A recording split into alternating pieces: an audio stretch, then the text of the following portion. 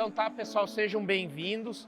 O meu nome é Henrique De Biasi, eu sou pesquisador da Embrapa Soja em Londrina e vim hoje aqui apresentar para vocês um método de diagnóstico da estrutura do solo que serve para diagnosticar diferentes formas de degradação da estrutura, incluindo a compactação do solo. Esse método se chama o DRES, Diagnóstico Rápido da Estrutura do Solo, tá? Então hoje, pessoal, a fertilidade do solo ela não é mais encarada só sob o ponto de vista da parte química do solo, né? A fertilidade do solo ela é o somatório, da parte química, mas também da biologia e da física. E é definida como sendo a capacidade do solo em produzir com sustentabilidade ao longo do tempo. Então nós temos visto que geralmente o produtor e o técnico focam muito na parte química e esquecem da parte física e biológica do solo. Principalmente a parte física é uma parte mais difícil de ser avaliada, e é nisso que o DRES entra, tá? A parte física do solo ela é determinada por características como a profundidade do solo, o tipo de solo, a textura do solo, mas o que é manejável na parte física é a estrutura do solo. Tá claro para todo mundo o que é a estrutura do solo? A estrutura do solo nada mais é do que o arranjo das partículas sólidas do solo, em agregados, Tudo isso, esses agregados são formados principalmente pela ação da matéria orgânica, das raízes e das cargas que existem, principalmente na fração argila. Tá? São os agregados do solo que determinam a porosidade, a quantidade de água retida, a quantidade de água infiltrada, a capacidade que o solo tem de deixar a raiz crescer. Tá? Então, o que determina do ponto de vista de manejo a parte de qualidade física, de fertilidade física do solo, é a estrutura do solo.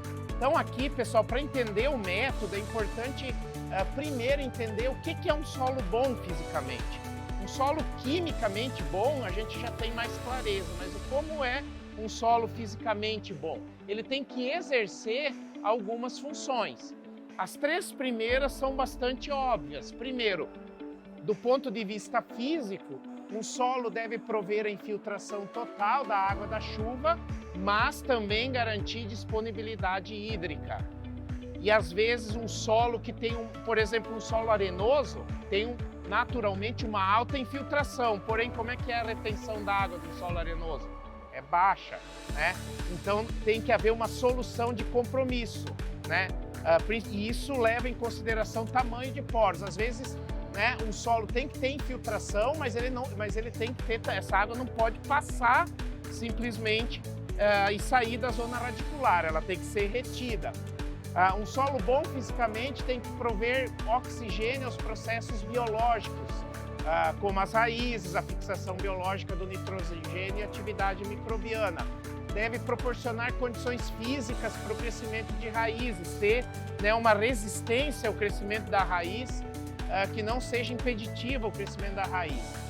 O solo tem que resistir e se recuperar de forças internas ou externas que tendem a prejudicar as duas funções anteriores, tráfego, por exemplo. Então, é a estrutura do solo que vai determinar se um solo é mais ou menos resistente ao tráfego de máquinas, tá? E para isso ele tem que ter determinadas características. E também maximizar a eficiência das operações mecanizadas. E para isso o solo tem que ter algumas características, e nem sempre uma determinada característica beneficia todas essas funções. Por exemplo, poros grandes. O que os poros grandes conferem para o solo, os macroporos? Alta infiltração, mas baixa retenção de água. Menor também resistência à deformação quando passa um rodado de uma máquina. Então tem que haver uma solução de compromisso, tá? E aí eu coloco para vocês 3 amostras justamente do DRES aqui, que são amostras coletadas na camada de 0 a 25 centímetros, Depois eu vou descrever como é feito isso, tá? E aí vocês veem que são 3 amostras que são do mesmo tipo de solo, são lá de Londrina, um solo muito argiloso, 80% de argila, né? E vocês vejam que a estrutura é diferente, concordam comigo? Uma estrutura diferente, desde um solo mais solto até um solo onde os agregados estão me mostrando que ele é mais compacto. Então, se a gente avaliar as funções, né? Por exemplo, a aeração e infiltração de água, né, vai aumentar da direita de vocês para a esquerda, concordam comigo? Esse aqui tem mais aeração e infiltração do que esse aqui, né?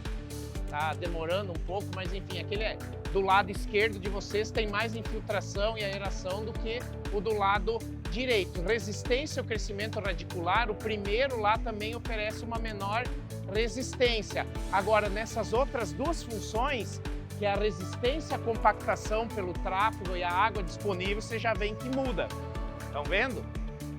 O solo, quanto mais solto o solo, menor a resistência à compactação. E a água disponível, ela é maior, né, na amostra do centro. Então, pessoal, isso que vocês que se embasa o método. Nem sempre o solo mais solto, né, é o solo que dá a melhor condição para a planta se desenvolver e para o sistema de produção, porque a água disponível é maior no meio aqui. Naquele ali do lado esquerdo aí de vocês, né, a água infiltra bastante, mas ela não é retida. Ela não é retida, tá? Enquanto que na amostra do lado direito, né, ela não infiltra e também a água fica muito indisponível, né? Pode voltar. Aqui, pessoal, outra característica que mostra se o solo tem qualidade da estrutura ou não, é a continuidade das camadas. Vejam que a primeira amostra aí que vocês estão vendo é uma amostra que eu tenho uma camada de solo pulverizado, né, com um tijolo embaixo. Esse é o pior tipo de solo do ponto de vista físico, né, porque eu tenho impedimentos, né, aos fluxos ascendentes de água, também a infiltração. Imagina se ocorrer uma chuva forte aqui, a água ela não vai conseguir infiltrar, né, por conta dessa camada compactada que vocês estão vendo ali, mas aquela camada solta, quando a água começar a escoar, porque ela não infiltrou, aquela água vai ser toda, aquele solo vai ser todo levado embora.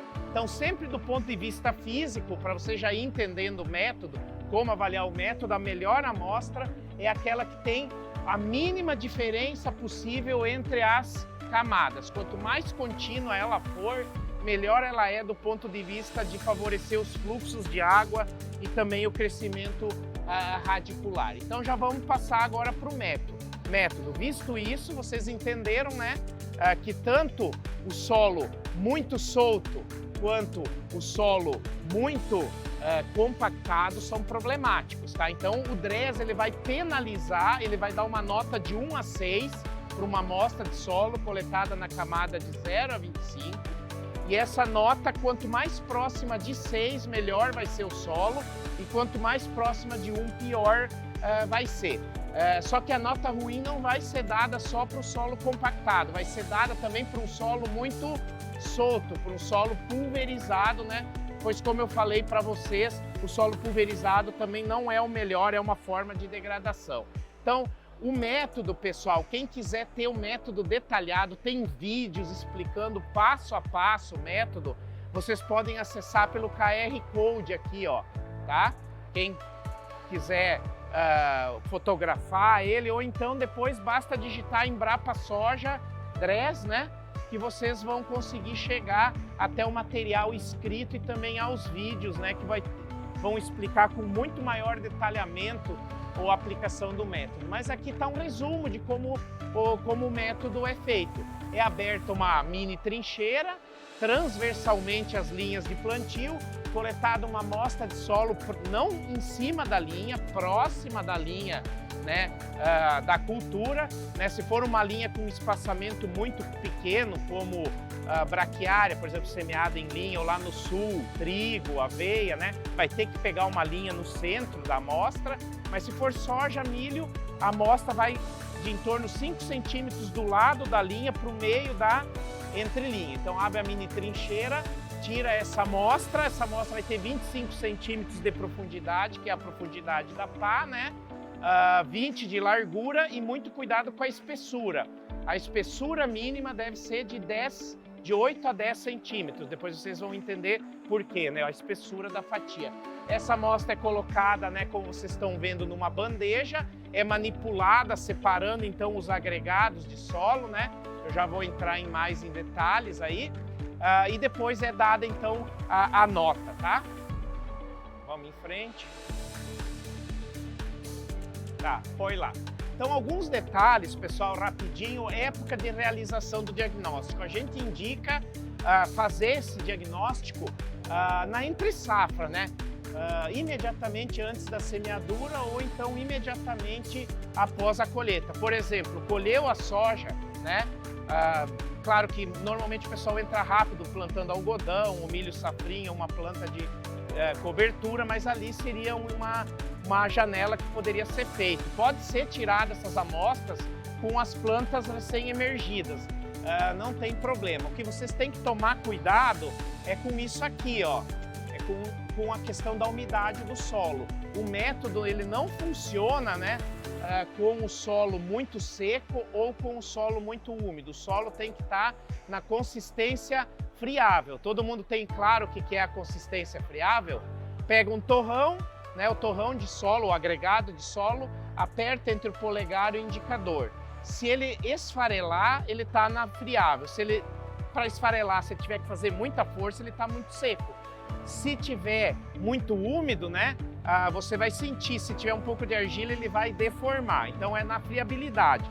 Isso vai dar em torno de 2 a 5 dias após uma chuva significativa. Mais próximo de 2 para solo arenoso, mais próximo de 5 dias para solo argiloso. O local, pessoal, geralmente é feito, é muito parecido com uma análise, com uma coleta de amostra convencional para química do solo, né? Se define áreas homogêneas, talhões, né? Homogêneos conforme histórico de manejo, a textura, o tipo de solo. A gente recomenda que em áreas com declive maior que 3%, se divida a área homogênea em terço superior, médio e inferior. É difícil acontecer isso no Mato Grosso, né? Mas principalmente nas áreas mais declivosas estão divididas nesses terços, né?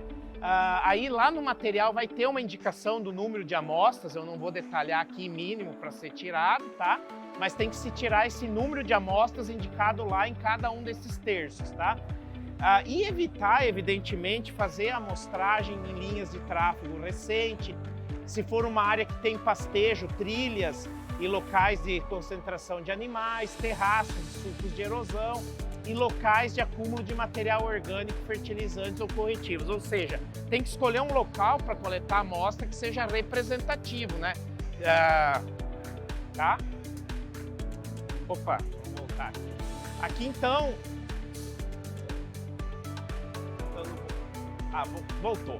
O detalhe da mini trincheira, né? Quando fala trincheira, o pessoal fica meio preocupado porque tem que cavocar muito, mas é uma valeta. Nem dá para falar que é uma mini trincheira, é bem tranquilo de abrir ela. Eu mesmo com essa minha estrutura física aí abro diversas, né? Até porque o solo não pode estar seco demais, né? Então fica mais fácil de abrir. Então abre uma trincheira transversalmente as linhas de plantio, vocês veem ali os talinhos de soja, né? Então é transversal, coloca a pá do lado da linha, né? É que aqui ele tá demorando para responder a marcação, mas não tem problema. Mas vocês veem que a pá tá do lado da linha, não tá pegando a linha de soja. A espessura, que é a distância da pá até a beira da parede da trincheira ali, dá de 8 a 10 centímetros. E aí se crava essa pá no solo, né? Evidentemente.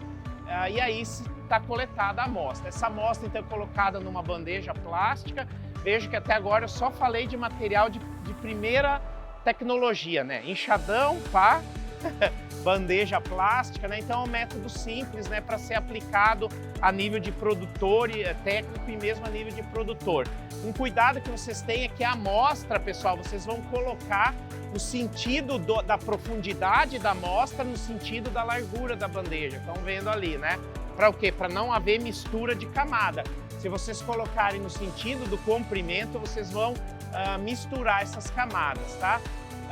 Feito isso, então essa amostra é manipulada, né? Eu vou mostrar alguns detalhes de como essa amostra é manipulada. Evidentemente que nós tínhamos que ter uma prática aqui, né? Não é o objetivo aqui vocês sair sabendo o método. Mas a manipulação é feita da seguinte forma: vocês vão colocar a mão por baixo da amostra e vão puxar ela do centro para os lados, jamais para cima e para baixo, para não misturar camadas, tá? Vocês estão vendo que na amostra ali tem umas rachaduras, tá? Tem umas rachaduras ali, estão vendo?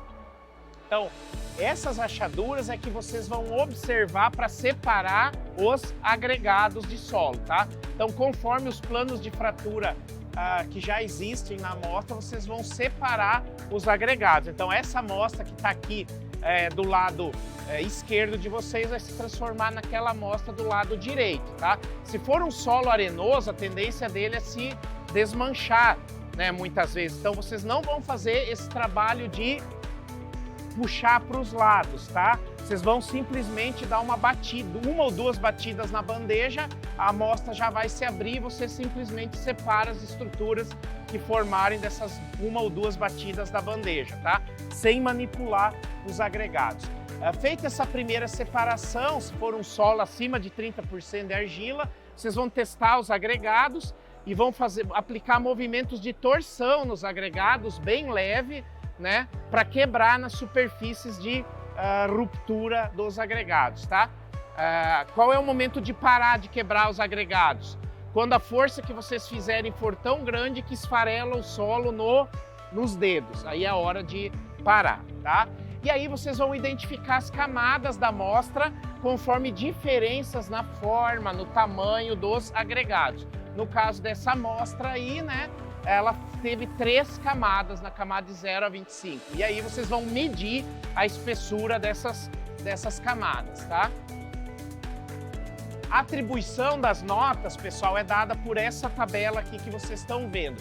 Primeiro, vocês vão verificar em cada camada formada se há ou não presença de feições de degradação do solo, já vou mostrar. Se tiver, vocês vão para o lado do sim. Aí a nota da camada vai variar de 1 a 3, tá no vermelho ali.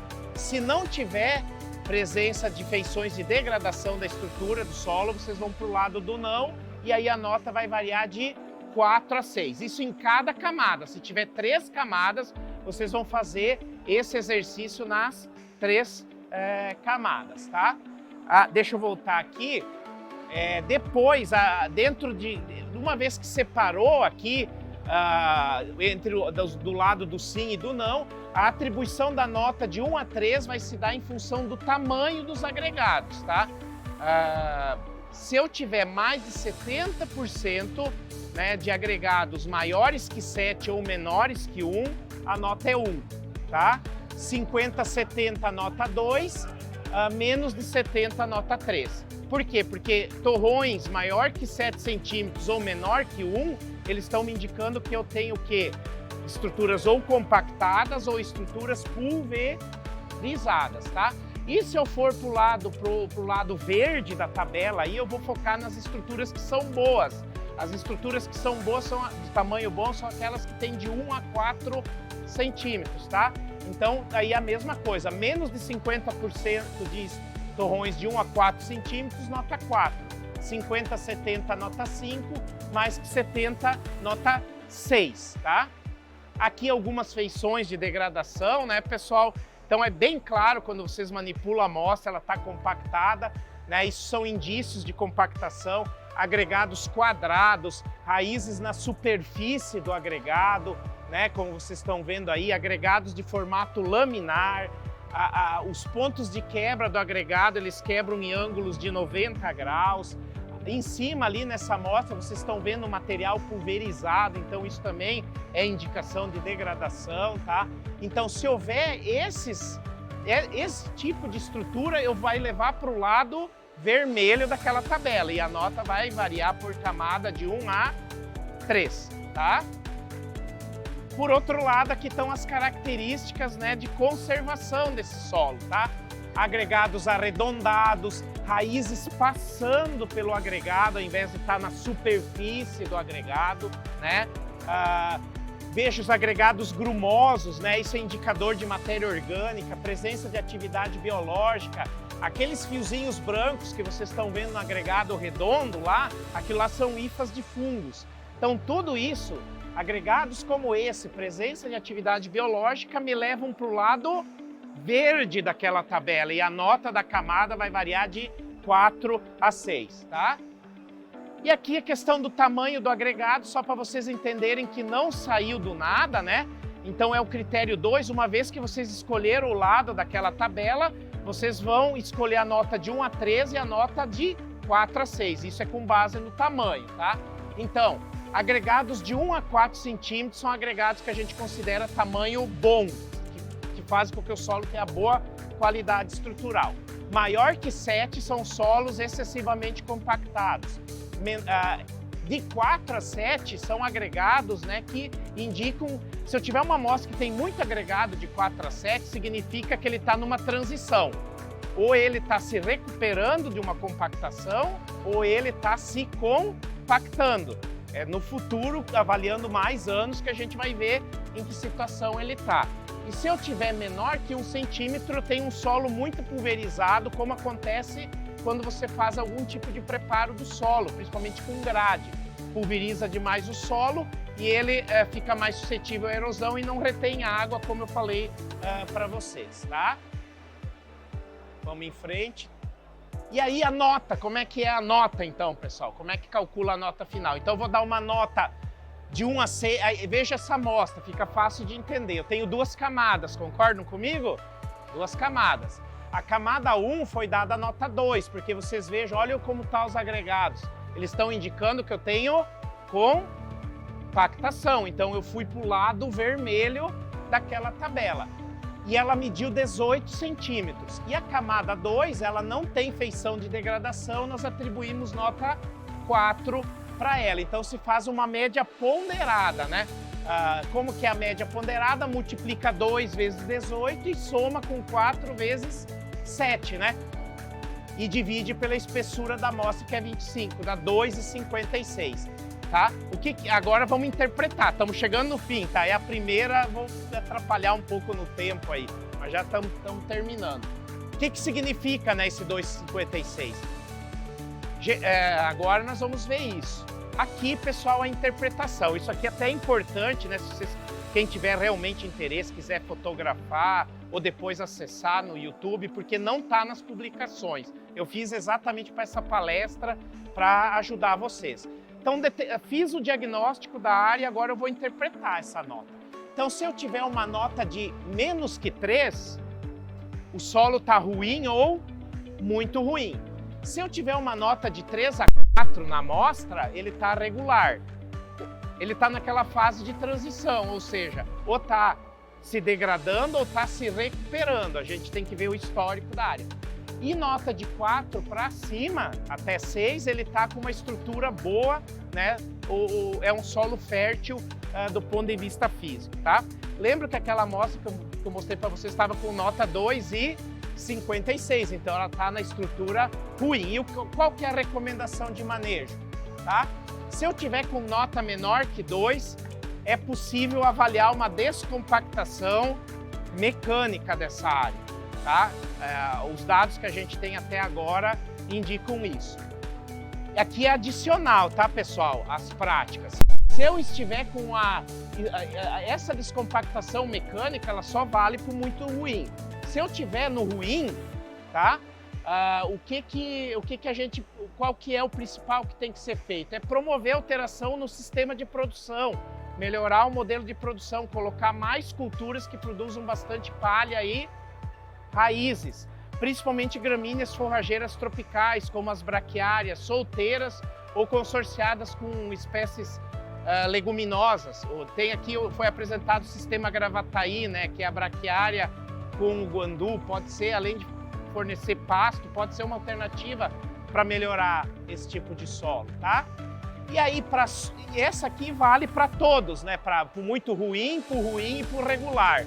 Maior diversidade biológica aí, aporte de palha e raízes, racionalização do tráfego de máquinas, evitar preparos do solo desnecessário, hastes para colocação do adubo, né? Eu sei que para áreas grandes tem uma grande resistência para usar hastes sulcadoras, né? Por causa do rendimento operacional, mas é uma opção, né? Usar haste sulcadora para deposição do adubo e a correção da acidez e da fertilidade química. Por quê? Se eu tenho um solo fértil, né? Eu vou ter plantas que se desenvolvem melhor, que vão colocar mais palha e raiz e isso vai melhorar a estrutura. Sempre lembrando também que calcário mal aplicado, pessoal, principalmente calcário mal distribuído, o que ele faz? Ele dispersa as argilas, tá? E as argilas é um material muito fino, a água da chuva leva essa argila e ela se acumula numa camada, provocando então adensamento do solo, tá? Então cuidado com má distribuição de calcário, doses excessivas de calcário podem levar a adensamento pela dispersão da argila. E se eu tiver, né, um solo pulverizado, né?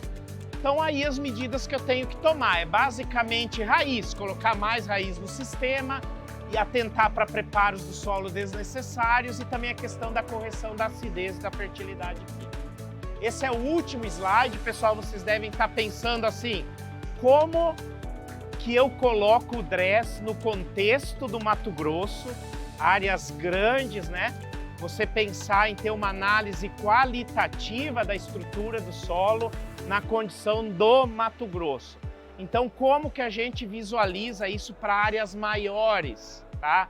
A gente visualiza isso como o DRESS como uma ferramenta de diagnóstico integrado a outras ferramentas, tá? Então, primeiro hoje nós temos várias ferramentas, por isso que eu coloco em duas etapas aqui do diagnóstico integrado. Nós temos a etapa 1, que é conhecer a variabilidade espacial, mapeamento, né?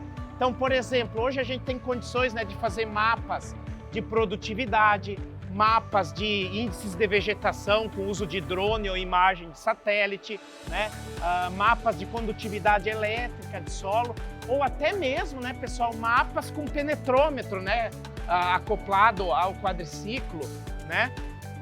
Então, eu tendo esse mapa, pessoal, eu vou ter uma ideia de como que está a área, né? E aí, onde eu acho que tem problema naquela área, e esse problema é de compactação, eu posso ir lá e fazer uma verificação com o DRESS. Eu vou dar um exemplo. Resistência à penetração. Todo mundo conhece resistência à penetração, feita com penetrômetros. Haste com cone na ponta, empurra isso no solo, ele dá a pressão necessária, né? E quanto maior a pressão, mais compactado está o solo. Só que nem sempre um solo com alta resistência, ele está compactado. Uma área com braquiária, por exemplo, tem muita raiz, tá? Ele segura o penetrômetro, a raiz segura.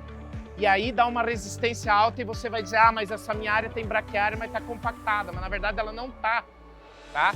Então, para tirar a dúvida, tendo um mapa, eu posso usar o DRESS, tá? E aí eu dou um exemplo aqui que a gente usou lá no Paraná. Esse talhão aqui tem em torno de 200 hectares, tá? Isso aqui é um mapa de variabilidade da produtividade e vocês estão vendo que tem áreas vermelhas, né? Então, na primeira etapa eu fiz um mapa de produtividade. Eu tenho que descobrir o que tem nessa área vermelha que está limitando a produtividade. Então eu posso fazer alguns pontos de DRESS nesses pontos que estão críticos para verificar se realmente é um problema de compactação ou não.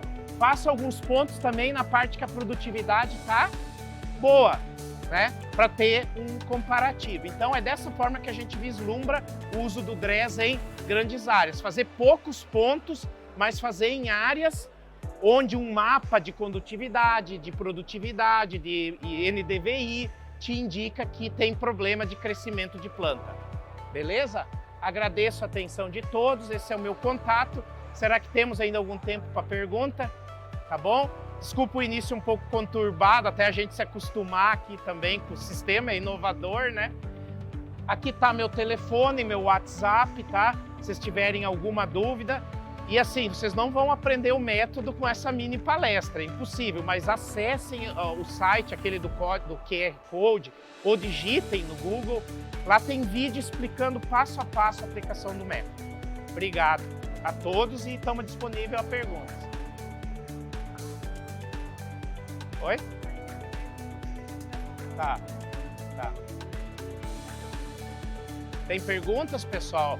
De repente vocês até conseguem, pode ser por escrito, né?